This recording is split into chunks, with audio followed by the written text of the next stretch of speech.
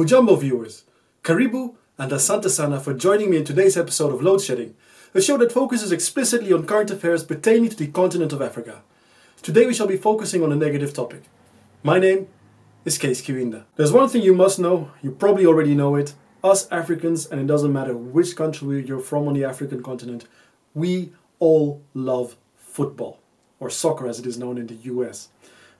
Doesn't matter where we are, what we're doing, who we're with. If there's a game on that we want to see, rest assured we're going to put that all aside and we're going to support that team that we want to watch.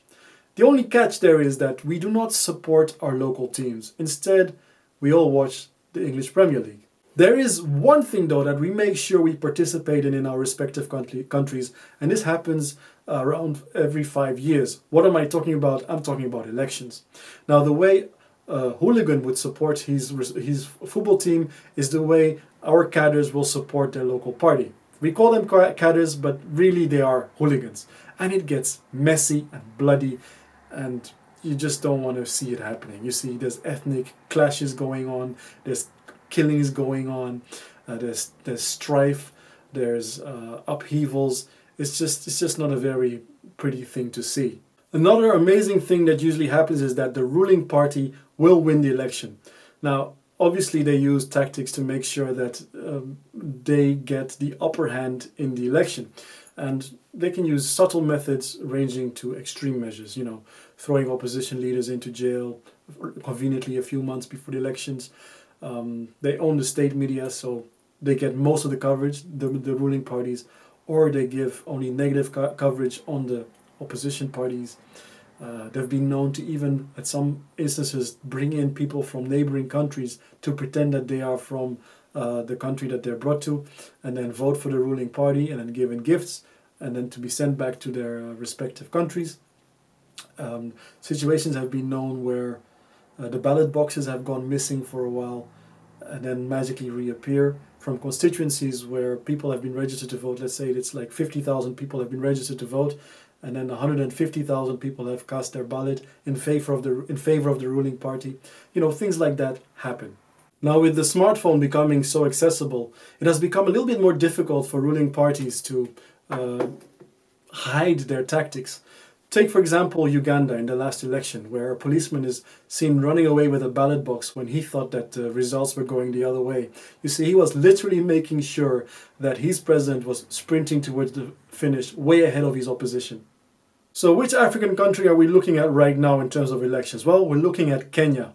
And Kenya has had a history of disturbing clashes when it comes to elections. For example, in 2007 when Mwai Kibaki won the elections, and then opposition leader and current opposition leader Raila Odinga contested the results and didn't accept them. Clashes happened which killed around 1,200 people and displaced 500,000 in the process. The current president seeking a second term is Uhuru Kenyatta. He's a Kikuyu by tribe. He's worth $500 million according to Forbes. He's Kenya's former deputy prime minister. He's son of Kenya's first president Jomo Kenyatta, heir to some of the largest land holdings in Kenya, and owns at least 500,000 acres of prime land spread across the country. Uhuru and his family also own Brookside Dairies, Kenya's largest dairy company. He has also got stakes in popular television station K24, as well as a commercial bank in Nairobi, amongst other interests. Now, if you were to compare Uhuru Kenyatta with known characters, it would be a mix between Bruce Wayne and Tony Stark, because, obviously because of the wealth. At the same time, I would say also a mix with Tony Stark because people claim that he is quite the drinker. They call him Mr. Beer, and Tony Stark is also known for being an alcoholic. So in that regard, they're very similar. Unfortunately, he's not like the Black Panther, who is personally somebody I would like to be if I was to choose a superhero. You know what I mean? Now let's have a quick look at the opposition leader Raila Odinga. Now, according to sources, his net worth is half of what Uhuru Kenyatta is worth, so he's worth $250 million. He's a mechanical engineer by trade, and interestingly, his dad, Jaramogi Ajuma Odinga, was vice president. Later went on to become an opposition leader against Jomo Kenyatta. So I guess being in opposition is somewhat of a family trait. He's a Luo by tribe. He's aged 72. His nickname is Agwabo, which means act of God. His supporters gave him that name. He's the MP for Africa's biggest slum, Kibera for 20 years. Interestingly, he plotted a coup in 1982. He holds the record for being Kenya's longest-serving detainee, and he's also known for switching political parties a lot. You know, we like to recycle our politicians in Africa. It is really something that goes on in many African countries. And currently he's standing for NASA. The fictional character I would compare Raila Odinga to is none other than Frank Underwood. I'm so impressed by his cunningness that I've even named this episode House of Kenyan Cards. Now, don't get me wrong, I'm not saying that Raila Odinga has killed people like Frank Underwood has. That's not what I'm saying at all. But he's using many tricks that he has up his sleeve that I would see Frank Underwood doing as well. And I'll delve into that as this episode continues. Just stay tuned. Just to reiterate how much of a clique our politicians actually are, and especially in Kenya, there's a picture that was taken years ago that depicts all the presidents of Kenya in one picture. Now, carrying on that train of thought, remember Jomo Kenyatta was the first president of Kenya and his vice president was the father of Raila Odinga. So basically, Uhuru would look up to Raila as his older brother. In fact, because of that age gap, he would look up to him as his uncle. So this actually brings to mind a very famous movie that was shot in the Serengeti in Kenya. And now the plot thickens, which brings me back to the analogy of House of Cards. The body of Kees Msando was discovered on July 29th, which is a Saturday. He is the head of Information, Communication and Technology at the Independent Electoral and Boundaries Commission, IEBC, the main body overseeing the polls. He was found on the outskirts of Nairobi along the corpse of an unidentified woman, but news of his death was released 48 hours later. There is no doubt that he was tortured and murdered, Wafula Chebukati, the chair of IEBC, told reporters outside the city mortuary in Nairobi.